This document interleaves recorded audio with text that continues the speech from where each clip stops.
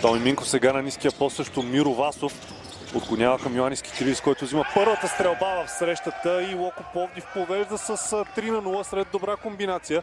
Виждаме акцент тук, топка на ниския пост към Томи Минков, който определено има предимство. Беше и дублиран, моля да ме извините, на ниския пост.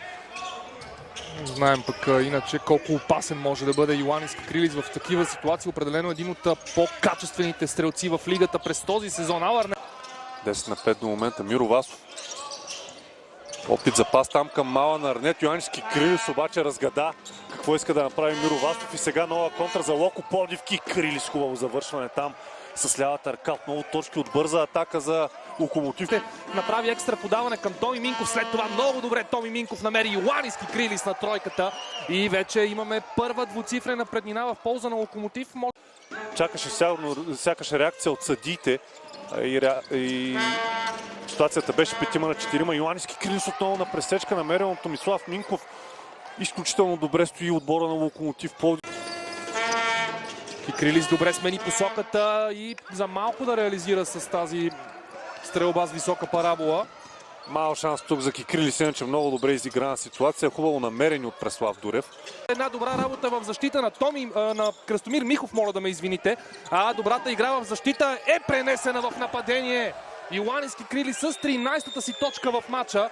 Локомотив минава границата от 53 минути, малко повече от 3 минути преди края на първото полувреме.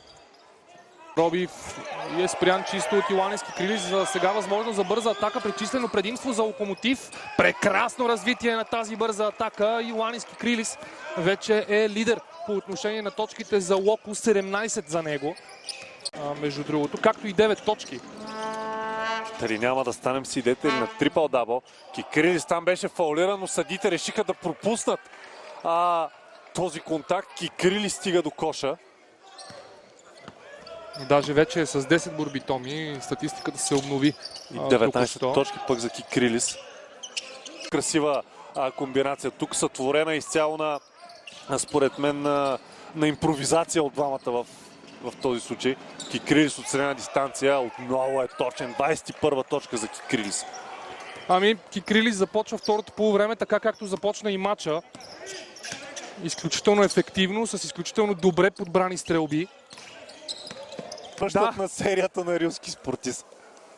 За пореден път. Наистина страхотна работа, но да чуем Томи Минков.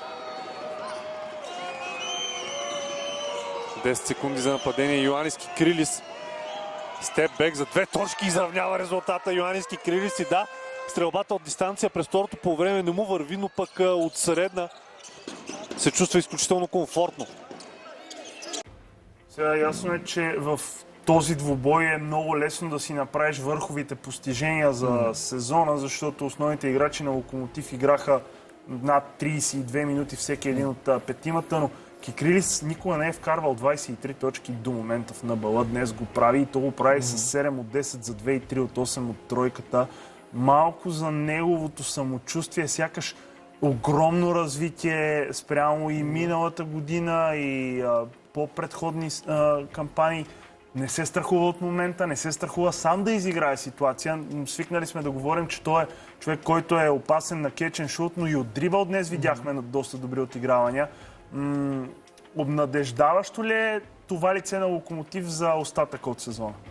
Да, със сигурност е обнадеждаващо и още по-обнадеждаващо продължават да излизат баскетболисти от България, които ние винаги така се говорим, че не вървят нещата и не стават, но таланта е толкова навсякъде.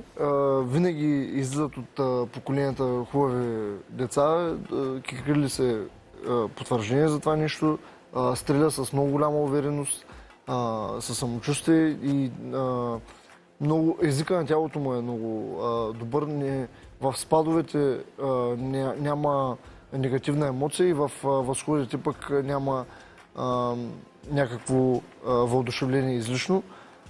Така че много равновесен баскетболист, изключително полезен, много важен за цялата идея на Локомотив Пловдив.